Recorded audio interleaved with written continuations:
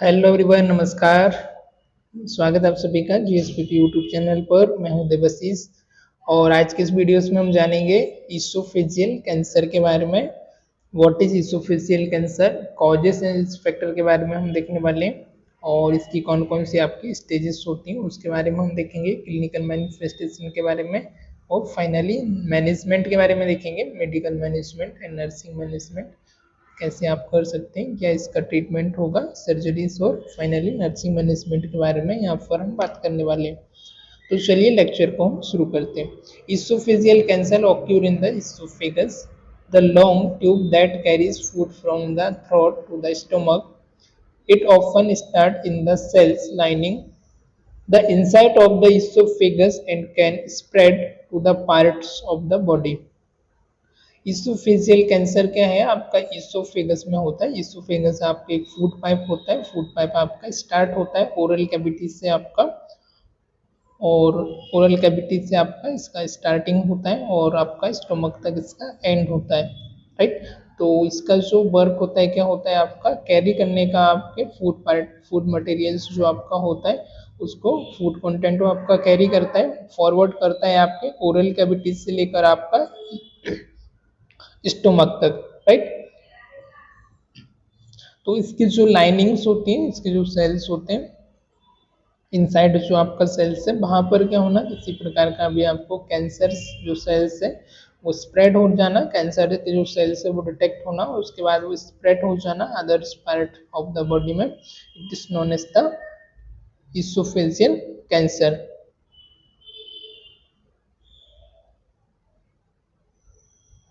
Right. So एक बार और मैं रिपीट करता हूँ, इसोफेगस क्या होता है आपका, एक फूड पाइप होता है जो कि आपके फूड मटेरियल को, फूड कंटेंट को ट्रांसफर करने का काम करता है, कहाँ से लेके आपके ओरल कैविटी से लेकर के आपका स्टोमक तक, ठीक है, और स्टोमक तक आपका कैरी करता है। इसकी जो इनसाइड जो सेल्स होते हैं, जो लाइनिंग होती है उसमें आपका कैंसर हो जाना और ये एक पार्ट से बॉडी के अलग पार्ट्स में भी आपका स्प्रेड कर सकता है, राइट। अब इसके कॉजेस क्या होते हैं, मतलब इसका क्या क्या कारण होते हैं, क्या क्या इसके रिस्क फैक्टर होते हैं, तो पहले हम देखेंगे कॉजेस के बारे में, फिर हम देखेंगे रिस्क फैक्टर के बारे में। कॉजेस जो होते हैं इसके जेनेटिक हो सकता है, कुछ आपका म्यूटेशंस जो होते हैं, सेल्स म्यूटेशन और सेल्स ऑफ द इसोफेगस ना, म्यूटेशन जेनेटिक सेल्स है आपकी इसोफेगस के, वो भी आपका हो सकता है, जेनेटिक आपको रीजन की वजह से हो सकता है। Chronic irritation of the oesophagus, या क्रोनिक लंबे समय से आपका इसोफेगस है उसमें आपका इरिटेशन हो रहा हो, उसकी वजह से भी, उस कारण से भी आपको ये हो सकता है। नेक्स्ट आता है आपका रिस्क फैक्टर। रिस्क फैक्टर में क्या क्या आ जाएगा आपका, टोबैको यूज हो गया, स्मोकिंग और च्यूइंग टोबैको ना, that is risk of most cancerous. आप जो ओरल कैंसर का, स्पेशली आपका इसोफेगस का, जब आप टोबैको च्यूइंग करते हो, स्मोकिंग वगैरह ड्रिंक करते हो, वो भी हो गया। Then alcohol consumption, heavy drinking contribute to the risk. अब जो हैवी ड्रिंकिंग आप कर रहे हो, कंटिन्यूस आप एल्कोहल ले रहे हो, दारू सिगरेट बीड़ी तंबाकू यूज कर रहे हो, तो ये भी आपका एक रिस्क होता है आपका कैंसरस होने का। मोस्ट ऑफ द जो केसेस में टोबैको और एल्कोहल बहुत ही डेंजरस होता है आपकी डिसीज के लिए, और कैंसर के लिए भी होता है, एनी अदर आपके ऊपर रेस्पिरेटरी ट्रैक की डिसीज हो उसके लिए भी ये डेंजरस होता है।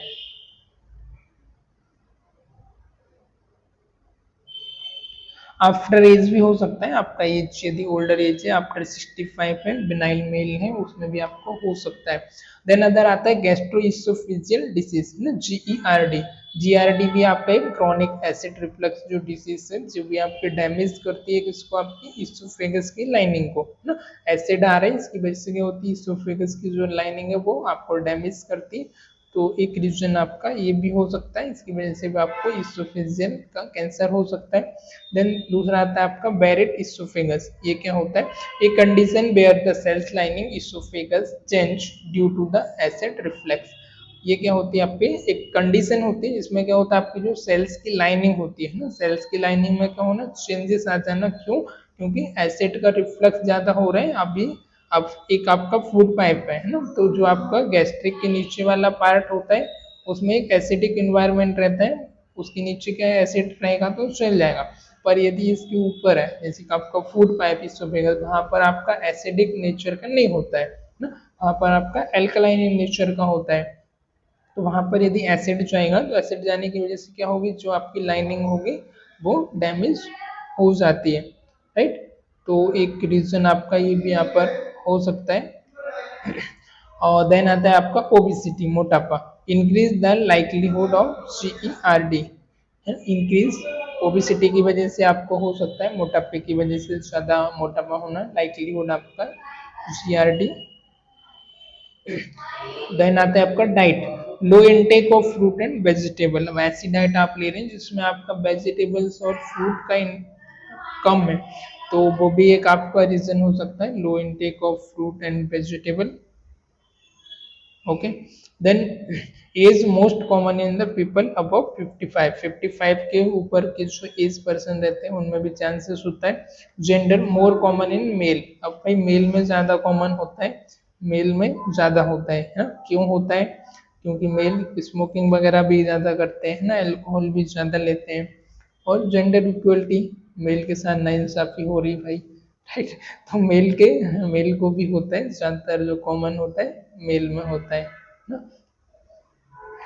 देन रेस, रेस मतलब कि आप कौन सी कंट्री से, जैसे नाइजीरियन हो गए, अमेरिकन हो गए ना, इंडियन हो गए, अफ्रीकन हो गए। तो आप जो रेस होती है अलग अलग, आप कंट्री से अलग अलग पर्टिकुलर लोकेशन से हो, तो उनमें ज़्यादा चांसेस होता है रहने का। तो हायर जो इंसिडेंस होता है वो किसमें होता है, अफ्रीकन और अमेरिकन में, ठीक है, इंडियन में थोड़ा सा कम होता है। फिर आता है आपका human papilloma virus, HPA, certain strain of HPA, जो ह्यूमन पेपिलोमा वायरस है उसका सर्टेन स्टेन होना, उसकी वजह से are link to oesophageal cancer, जो कि आपका इसोफेजियल कैंसर को लिंक करता है। फिर आता है आपका स्टेजिंग, आपकी जो अलग अलग स्टेज होती है, तो फर्स्ट स्टेज में आता है आपका cancer is limited to top layer of cells lining of oesophagus. First stage में क्या होता है, आपका जो कैंसर होता है वो लिमिटेड होता है, थोड़ा बहुत रहेगा फर्स्ट स्टेज में, और जो आपकी अपर लेयर है सेल्स की, टॉप लेयर है वो लाइनिंग इसोफेगस से वहीं तक होता है, नीचे की जो इनर लेयर है वहां तक नहीं पहुंच पाता है। देन नेक्स्ट आता है आपका stage 2, cancer has spread deeper into the muscles. अब स्टेज 2 में क्या हो रहा है, कैंसर अभी हमने देखा था इसमें आपका सुपरफिशियल टॉप लेयर पर ही था, और सेकेंड स्टेज में क्या हो रहा है, जो आपकी डीपर लेयर है वहां तक ही पहुंच जाता है, deeper layer of the muscles of esophagus and may involve in near by lymph node.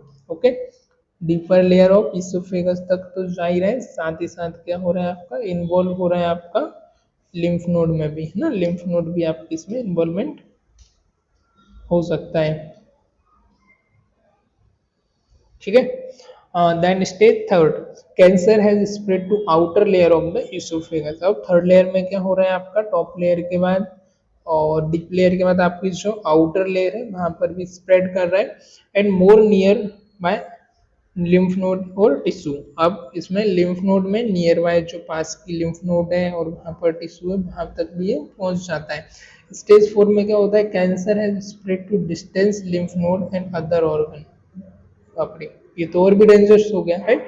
तो इसमें क्या हो रहा है, आपका कैंसर है स्प्रेड है डिस्टेंस, डिस्टेंस जो अदर लिम्फ नोड है वहां तक भी जा रहा है, साथ ही साथ अदर ऑर्गन है उसको भी ये कवर कर लेता है। मतलब ये फाइनल स्टेज है, लास्ट स्टेज है, इस तक इंसान चला गया फिर रिकवर होना बहुत मुश्किल होता है, फिर तो उसके डेड होने के चांसेस ज्यादा रहता है, राइट। तो नेक्स्ट आ जाते हैं, इतने तक फिर रिकवर का चांस बहुत कम रहता है, तो सेकेंड थर्ड स्टेज तक जो मैनेज हो जाता है ना, सेकेंड तक भी हम मैनेज कर सकते हैं उससे कीमोथेरेपी मेडिसिन वगैरह से। और फोर्थ स्टेज पर तो फिर चांसेस नहीं रहते, फिर बाकी किस्मत है, कुछ चमत्कार हो जाए तो।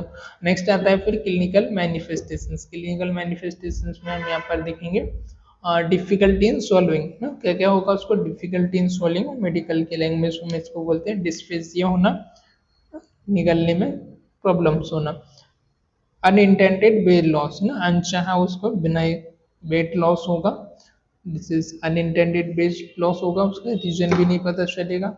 और चेस्ट पेन और डिस्कम्फर्ट, चेस्ट पेन होना, डिस्कम्फर्ट होना, परसिस्टेंट कफ और हॉर्सनेस होना, कंटिन्यूस उसको कफ रहेगा, गले में खराश रहेगी, बॉयज के लिए नहीं आएगी, हॉर्सनेस रहेगा, इंडाइजेशन और हार्ट वर्न होना, इंडाइजेशन होना, एक रीजन ये भी होगा उसका, खाना प्रॉपर तरीके से डाइजेस्ट नहीं होगा और छाती में जस्ट कि वहाँ पर उसको जलन होगी, बर्निंग होगा। ओके, देन वॉमिटिंग और पासिंग ब्लैक टेरी स्टूल। अब वॉमिटिंग होगी एक्सेसिव और जो स्टूल होगा वो कैसा होगा, ब्लैक और टेरी आपका स्टूल होगा ब्लैक कलर का। डायग्नोस्टिक एवेल्यूएशन क्या क्या चीजें आप करोगे, तो डायग्नोस्टिक में फर्स्ट आपका आ जाएगा endoscopy to visualize esophagus and take biopsies. Endoscopy का क्या रोल होगा, इसोफेगस को विजुलाइज करने के लिए, देखने के लिए।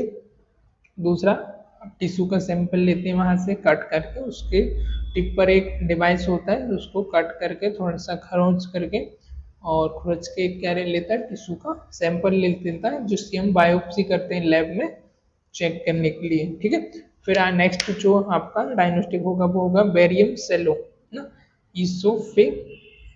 इसोफेग्राम। बेरियम जो आता है लिक्विड, आपको उसको आपको पानी में मिक्स करके आपको लेना है, जो कि आपको हाईलाइट करता है इसोफेगस को, जिससे आपके इमेज से वो क्लियर आ जाता है। फिर नेक्स्ट आता है आपका सीटी स्कैन ना, सीटी स्कैन टेस्ट आप कराएंगे और सीटी स्कैन में to check for spread of other organ में स्प्रेड तो नहीं हुआ है ना, सीवियरिटी कितना है, वो सारी चीजें चेक करने के लिए आप सीटी स्कैन कराएंगे। फिर आप दूसरा टेस्ट वो कराएंगे पीईटी। पीईटी क्या होता है आपका, पोजिस्ट्रॉन एमिशन टोमोग्राफी।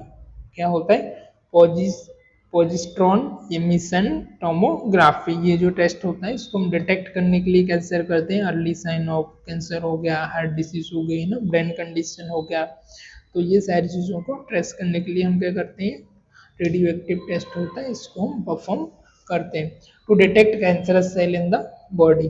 ओके, फिर आता है आपका endoscopic ultrasound EUS to determine the depth of tumour की डेप्थ को डिटरमाइन करने के लिए, invasion and involvement of lymph node, also आपका लिम्फ नोड्स को इन्वॉल्वमेंट कितना है, कितना इन्वेस्ट हुआ है, वो सब चेकआउट करने के लिए। Then we are talk about management. अब कैसे हम इसका मैनेजमेंट करेंगे, हमने इसके sign symptom, causes, risk factor जान लिया और डायग्नोस्टिक भी हमने इसको कर लिया। अब हमें इसे मैनेज करना होगा, तो मैनेजमेंट में क्या होगा, फर्स्ट वन आ जाएगा आपका surgery, removal of tumour and marginal of healthy tissue as per condition. Patient का कंडीशन क्या है, कितना सीवियर है, कितना स्टेज पर है, तो उसके अकॉर्डिंग हम इसको मैनेज करेंगे, कंडीशन के अकॉर्डिंग, राइट। सो सर्जरी ना, सर्जरी में आप इसको removal of the tumour and margin of the healthy tissue, जो ट्यूमर है और जो आपका मार्जिनल है,